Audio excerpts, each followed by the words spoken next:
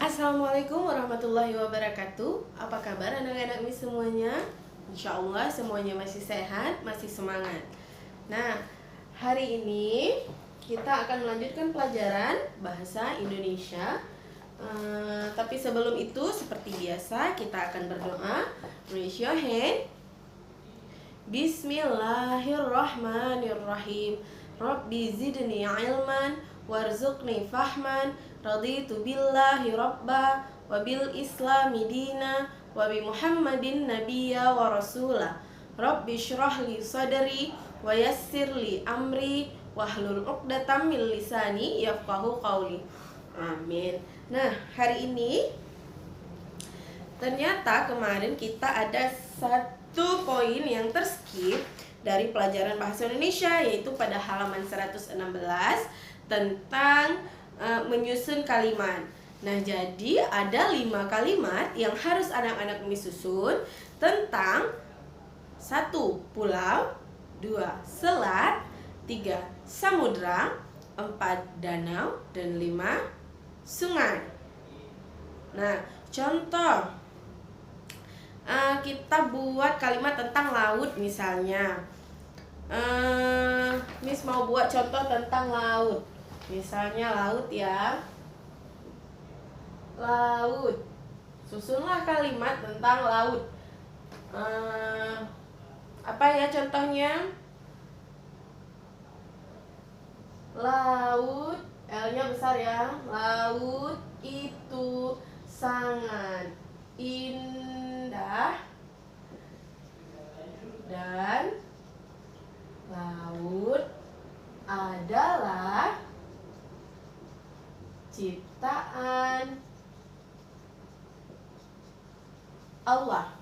Nah, jadi ada nggak kata-kata laut dalam kalimat tersebut? Ada ya. Ini ada kata laut dan ini ada kata laut. Nah, berarti Miss sudah berhasil membuat satu kalimat tentang laut.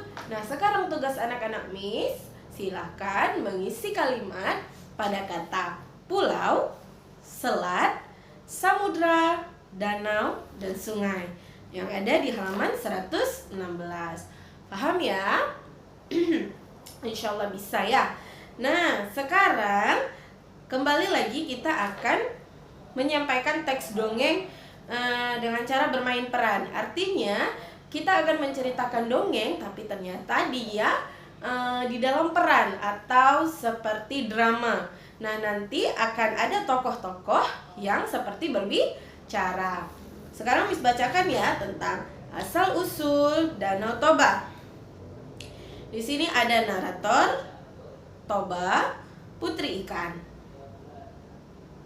Baik ya. Kita dimulai dengan narator. Narator itu adalah seperti awal dari cerita tersebut, gambaran dari cerita tersebut. Bisa baca ya. Dahulu kala hiduplah seorang pemuda bernama Toba. Ia seorang pemuda yang gigih dan pekerja keras. Untuk memenuhi kehidupannya, ia berladang dan memancing. Pada saat memancing, ia mendapat seekor ikan yang sangat besar. Ia segera membawa pulang ikan tersebut dengan gembira ke rumahnya. Ia meletakkan ikan tersebut ke dalam sebuah wadah. Kemudian, ia mengambil kayu bakar untuk memasak ikan yang didapat. Namun, betapa terkejutnya ketika ia mendapati ikannya, tetapi ia tidak mendapati ikannya, tetapi ia bertemu dengan seorang gadis cantik. Lalu percakapannya seperti ini. Toba berkata, "Siapa kau?" Lalu si putri ikan menjawab, "Jangan takut, aku adalah ikan yang kau dapat tadi. Aku adalah seorang putri yang dikutuk menjadi ikan. Terima kasih karena engkau telah membebaskanku dari kutukan. Sebagai imbalannya, kau boleh meminta sesuatu." Lalu Tobanya bilang, "Bersediakah kau menjadi istriku?" Lalu putri jawab lagi, "Aku bersedia, namun ada syaratnya." "Apa syaratnya?" "Engkau harus bersumpah untuk tidak mengungkit asal-usulku dari seekor ikan." Aku berjanji tidak akan mengungkit asal-usulmu dari seekor ikan. Kemudian ada narator lagi. Toba dan putri ikan menikah.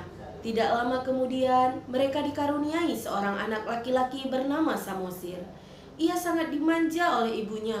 Suatu hari, Samosir diperintahkan ibunya untuk mengantar makanan kepada ayahnya di ladang. Dengan sangat terpaksa, ia mengantarkan makanan untuk ayahnya. Saat di perjalanan, Samosir merasa lapar. Makanan untuk ayahnya, ia makan. Mana makanan untuk ayah? Ini ayah, sambil memberikan makanan sisa. Makanan apa ini? Dasar anak tak tahu diuntung, tak tahu diri. Dasar anak ikan. Kemudian Samosir pulang dengan menangis. Putri ikan ngomongnya seperti ini. Ada apa anakku?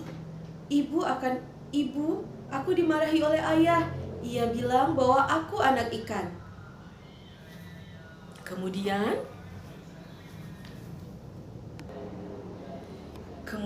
si putri ikan berkata, segeralah kamu pergi ke bukit dan panjatlah pohon yang tinggi. Baik bu. Kemudian Samosir segera pergi. Putri ikan sambil menangis, Toba, kamu sudah melanggar sumpahnya, maka bencana dahsyat akan datang. Lalu muncullah air dengan derasnya menenggelamkan wilayah tersebut sehingga menjadi sebuah danau. Putri ikan kembali menjadi ikan dan pulau kecil di tengah danau dinamakan Pulau Samosir. Danau tersebut kini dikenal dengan nama Danau Toba. Pernah dengar kan Danau Toba yang ada di Medan? Iya, di daerah Sumatera Utara. Jadi seperti itu kisah dari cerita asal mulanya terjadinya Danau Toba. Nah, kan ini sudah cerita tadi tentang Danau Toba. Sekarang tugas anak-anak adalah untuk mengisi pertanyaan yang berkaitan dengan cerita Danau Toba tadi. Ada 5 pertanyaan di halaman 118. Nah, sebenarnya ada tugas satu lagi, yaitu untuk menceritakan asal-usul Danau Toba itu. Syaratnya apa? Anak-anak yang pertama harus percaya diri. Yang kedua harus ada kelancaran dalam berbicara. Yang ketiga urutan ceritanya harus benar. Yang keempat harus ada penghayatan. Yang kelima suaranya itu bertutur nada dengan tempo yang tepat. Tapi karena kita tidak bertemu di sekolah, nanti kita tunda dulu. Insya Allah kita belajar untuk menyampaikan kembali dongengnya itu di sekolah. Nah, tugas anak-anak Miss sekarang yang pertama tadi tentang mengisi kalimat dari kata-kata yang sudah ditentukan di buku ya. Yang kedua sekarang adalah menjawab pertanyaan dari dongeng asal mula Danau Toba. Jadi anak-anak harus semangat untuk mengisi jawaban dari pertanyaan tersebut. Nah, di sini ada lagi cerita tentang asal usul gerhana, tapi kita lewatkan. Insya Allah anak-anak Miss sudah mengerti dan sudah cukup paham. Insya Allah minggu depan kita akan melanjutkan ke bab 9 tentang menjaga kelestarian lingkungan. Jadi anak-anak harus tetap semangat. Miss skip ini bukan berarti anak-anak nggak belajar lagi ya. Miss lompati untuk bab gerhana, cerita tentang gerhana, asal-usul gerhana, karena itu juga tentang teks bacaan. Kita kan sudah banyak nih belajar tentang teks bacaan. Nah, untuk itu Miss yakin anak-anak Miss sudah bisa untuk teks bacaan, karena nanti pun ketika di ujian teksnya tidak akan sama seperti apa yang ada di buku. Jadi Miss akan membuat teks lain supaya anak-anak juga mempelajari bagaimana cara mengisi jawaban dari teks tersebut. Jadi kalau anak-anak punya buku bacaan lain silahkan dibaca, tidak monoton hanya ada yang di buku. Cukup paham ya anak-anak semua? Nah, kalau sudah, Miss akan akhiri kelas hari ini. Seperti biasa, setelah belajar, after we have study, let's pray together. Raise your hand. Bismillahirrahmanirrahim. Subhanakallahumma wa bihamdika asyhadu an la ilaha illa anta astaghfiruka wa atubu ilaika. Amin. Miss akhiri dengan Assalamualaikum warahmatullahi wabarakatuh.